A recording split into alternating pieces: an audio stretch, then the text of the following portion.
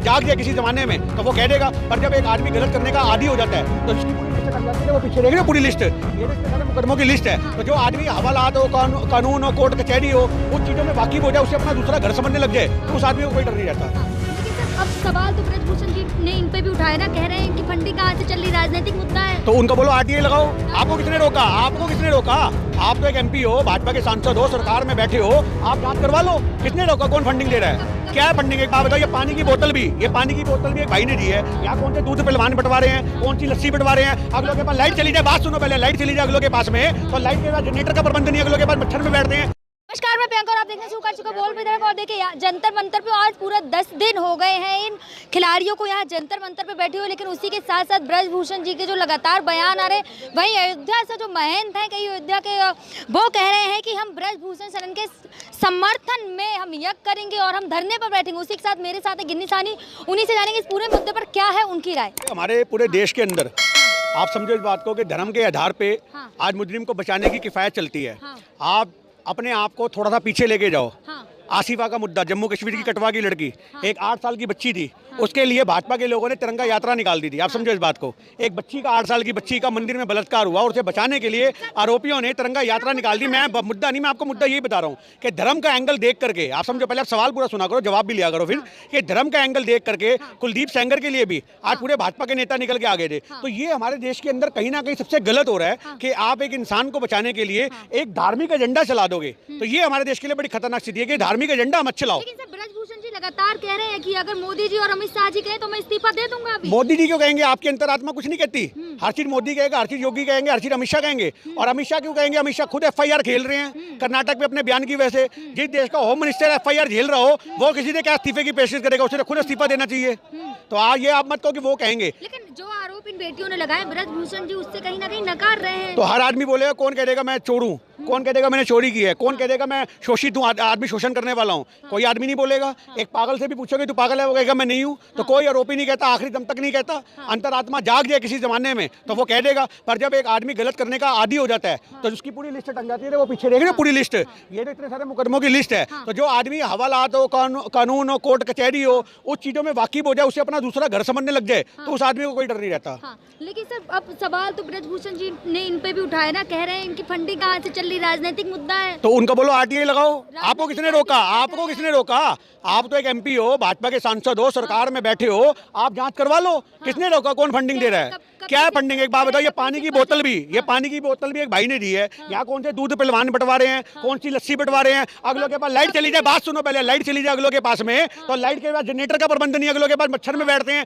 क्या फंडिंग है? ये तो सरकार को चाहिए कि उनको सुविधाएं दे। महंगे वकील किए हैं। हाँ, तो कपिल सिब्बल ने फीस ली, कोई पर्ची दिखाई कि मैं 50 लाख रुपए ले रहा हूँ? उनकी नॉर्मल आदमी के लिए 50 लाख की फीस हो सकती है, पर देश की बेटियों के लिए हो सकता है फ्री लड़ रही हो। आप खामा खाम में 50 लाख बोल दो। आज ब्रजभूषण जरूर गए होंगे कोई मुकदमा लेकर के अपना कपिल सिब्बल के पास, तो कपिल सिब्बल ने कहा होगा भाजपा का आदमी है, इससे तो 50 के 60 भी मांगूंगा। तब उनको दिमाग में आ गया 50 लाख फीस है, 50 लाख फीस है। अरे भैया, आज की डेट में 50 लाख फीस है, 60 लाख फीस है, 1 करोड़ फीस है, वो तो बाद का मुद्दा है। ये मुद्दा है न्याय का। तुम इसमें यहाँ से कैसे ले लो? इनको वकील कैसे कर लिया? फंडिंग की बात की, जमीन बेच देंगे, अगले जमीन बेच देंगे, हरियाणा के लोग बैठे, हम लोग समर्थन करेंगे न्याय दिलवाने के लिए। आप ये कैसे करें? फंडिंग का क्या मतलब है? आज मेरी जेब में 500 रुपए मैं यहाँ पे देके चला जाऊँ, एक गुल्लक बना दे हम लोग, यहाँ पे आने जाने वाला अपनी मर्जी से कोई शर्त से पैसा डाल दे, तो वो फंडिंग में काउंट होगा क्या? आप ये बात बताओ। फंडिंग तो सही मायने में 10,000 करोड़ रुपए की हुई थी 2014 में, जो अडानी और अंबानी ने की थी। उसी का एहसान आज तक मोदी सरकार उतारती फिर रही है। वो फंडिंग जिसकी वजह से मोदी बना, आप याद रखना, उसे फंडिंग बोलते हैं। तो आज ये मत कहो कि देश के आंदोलन को चलाने के लिए फंडिंग। इन्होंने तो किसान आंदोलन में भी बोला था कि पैसा कहां से आ रहा है, लंगर कहां से आ रहा है, खाना कहां से आ रहा है, ये कहां से आ रहा है, वो कहां से आ रहा है, जबकि सारे गुरुद्वारे गवाह हैं। उस समय सारे सिख जितने भी गुरुद्वारे, सब जगह से लंगर जाता था, वहां पे बैठे रहे लंगर की रसोई लगा के गुरुद्वारे से। तो आप ये कह ही नहीं सकते किसी भी तरीके से फंडिंग होगी।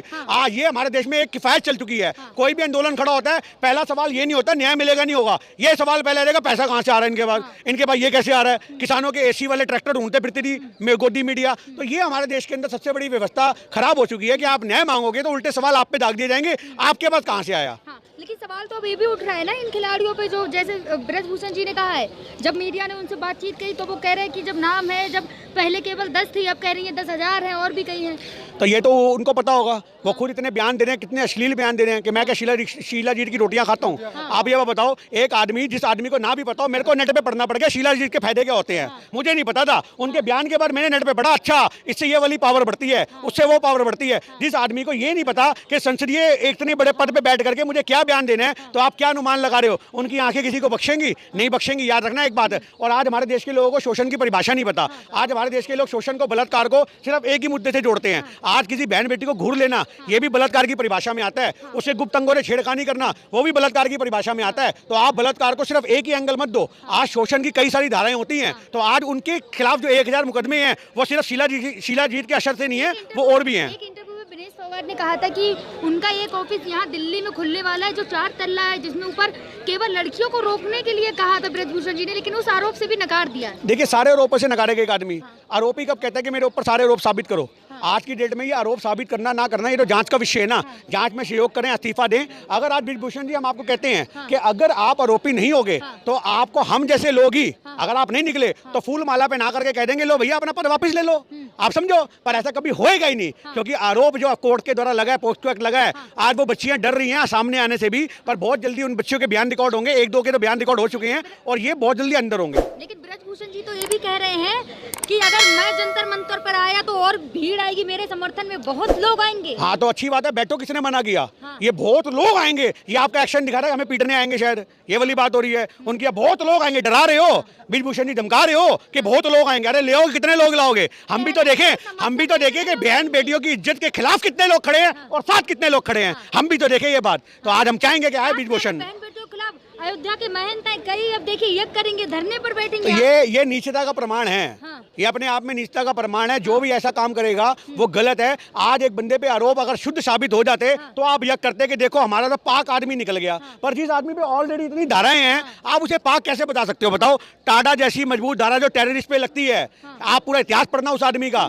90 के दशक में भारत की जनता सुन लो, टाडा जैसी धाराएं लगी हुई हैं उस आदमी पे जो टेररिस्ट पे लगती हैं। तो आप उस आदमी को पाक बता रहे हो? उस आदमी को तो कुछ संघ का खुद ही चुनाव नहीं लड़ना चाहिए था। आज जो चुनाव लड़के वो बैठ गए हैं, आज उनसे इस्तीफा उनका क्या उनके परिवार का भी होना चाहिए। ब्रजभूषण जी ये भी कह रहे हैं मैं इस्तीफा क्यों दूं, ये केवल रेसलिंग करती हैं और मुझे केवल जहां से सांसद है उस जनता ने चुना है, वो जनता कहेगी तो इस्तीफा दूंगा, मोदी जी कहेंगे तो इस्तीफा। हम तो रेसलिंग से इस्तीफा मांग रहे हैं। हम कब कह रहे हैं कि संसद से दो? आज अगर आप संसदीय पद से नहीं देना चाहते मत दो, वो तो आप एक बार रेसलिंग से दो।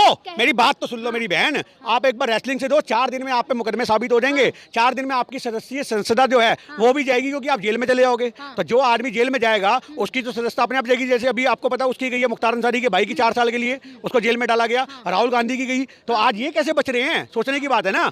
आज जो आदमी इतने कुकर्म करने के बाद संसद में बैठा है, पर अगर एक आदमी सवाल भी पूछ ले कि जेपीसी की मांग क्यों नहीं हो रही, सारे ये चोर क्यों साबित हो रहे हैं, तो तुम उसको संसद से बाहर निकाल देते हो। जहां बेटियों को आज 10 दिन यहाँ बैठे हुए, लेकिन मोदी जी ने अब तक एक ट्वीट भी नहीं किया। वो नहीं करेंगे जी। आज उनका एक ट्वीट यूपी से उनका सफाया करेगा। उनके एक ट्वीट से हमारी बहन बेटियों को न्याय मिल जाएगा। उनके एक ट्वीट से हरियाणा के अंदर हमारी बहन बेटियों का वर्चस्व की वो लड़ाई जीत के आई है, ये साबित होगा। और पूरे हरियाणा के अंदर भाजपा की सरकार जाएगी। तो मोदी सरकार अपने ट्वीट के माध्यम से यूपी और हरियाणा खोना नहीं चाहते। खुद एक सिख है, बताया जा रहा है ये आंदोलन जाटों का है, एक जाति समुदाय से जोड़ा जा रहा है। बड़ी शर्म की बात है हमारे देश के अंदर, जब चुनाव आते हैं तो दलित हो, किसी भी जाति के हो, बनिया हो, ठाकुर हो, ब्राह्मण हो, सब हिंदू हो जाते हैं। आप याद रखना। पर आज हमारे देश के अंदर जब बहन बेटियां बैठी है तो उनको जाटों का आंदोलन बता दिया, हरियाणा का आंदोलन बता दिया। तो आज जब वो मेडल जीत के आई तो खबर चलती है कि मोदी के द्वारा ओलंपिक में भारत ने जीता पदक। आप समझो, अंजना कश्यप की रिपोर्ट थी ये, हम भूले नहीं है कि मोदी की वजह से ओलंपिक में जीता बहन बेटियों ने भारत के लिए एक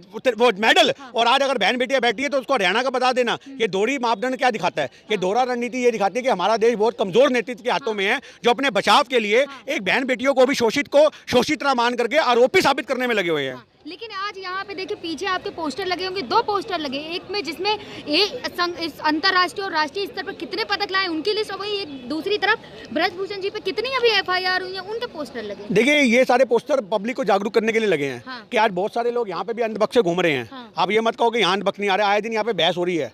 आज कोई ना कोई पकड़ लेता है कि तू कैसे कह रहा है, तू कैसे कह रहा है। कोई ना कोई मोदी का यहाँ पे एजेंट भी घूम रहे हैं। आप समझो कि पत्रकार भी उनकी जबान बोल रहे हैं। तो आज ये सारी चीजें अपने आप में दिखाती हैं कि भैया आज हम उन लोगों को ये दिखा सके कि देखो जिस आदमी पे इतने आरोप है तुम उसको बचाने के लिए खड़े हो। आप सारी बातें बताओ। आज जो बंदा, आप राम मंदिर का जब मुद्दा हुआ था, बाबरी मस्जिद का, उसके लिए भी जेल गए थे वो लोग। तो आज हमारे देश में जो आदमी धार्मिक भावना को भड़काने वाले हैं, तो ऐसे लोगों के खिलाफ खड़ा होना क्यों नहीं शुरू किया जाना चाहिए।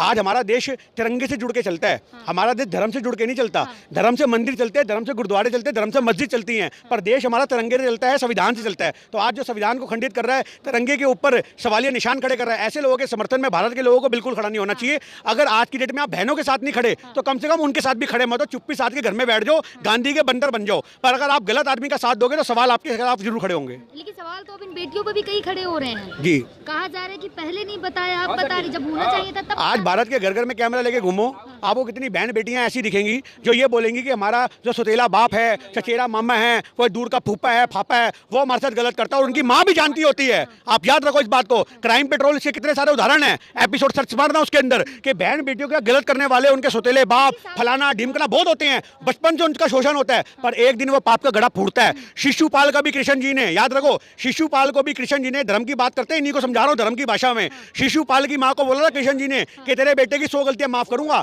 पर जब 101 होंगी तो चक्कर से उड़ा दूंगा गर्दन। तो आज की डेट में हमारी बहन बेटियों ने बहुत संयम रखा कि शायद सुधर जाएगा, शायद सुधर जाएगा, शायद सुधर जाएगा, पर जब सबर का बांध टूट गया तो आज यहाँ पे झंडा गाड़ दिया। और भारत को बचाने की लड़ाई है, बेटियों को बचाने की लड़ाई है, पूरे भारत को इसमें कूदना चाहिए। बहन बेटियों पे ये सवाल नहीं करने चाहिए कि तू पहले क्यों नहीं खड़ी हुई, आज खड़ी हुई है, आज के ऊपर तो कम से कम हिसाब कर दो। साक्षी मलिक का एक फोटो, साक्षी मलिक का एक फोटो ब्रजभूषण जी के साथ बहुत ज्यादा वायरल हो रहा है। हाँ तो क्या हो गया? शादी का कहा हाँ तो अगर कुछ ऐसा था तो इन्होंने शादी में कैसे बुलाया? अगर आज शादी में ब्रजभूषण को उनके पद की वजह से बुलाया, आज शादी में ब्रजभूषण को उनके पद की वजह से बुलाया, एक बुजुर्ग आदमी समझ के बुलाया, पर आज आप ये नहीं कह सकते कि उस आदमी की जो बाकी लोगों के साथ जो दुराचार है वो खत्म हो जाएंगे। आप समझो इस बात को। अगर मेरा शोषण किसी ने नहीं किया तो उससे क्या साबित होता है कि वो किसी और का नहीं कर सकता। तो आज ये सारे मुद्दे जांच के विषय हैं। मैं आपको यही बोलना चाह रहा हूँ। एक फोटो का साथ में खड़े हो जाना तो आज अपने आप में, अगर आज आप समझो ये एक हमारी बहन ही होती, आप समझो इस बात को, और मैं क्या ऐसे खड़ा हो जाऊं तो कई बार ये भी असहज हो जाएगी कि मैं फोटो खिंचवाने के लिए हाथ हटाने के लिए बोल भी पाऊं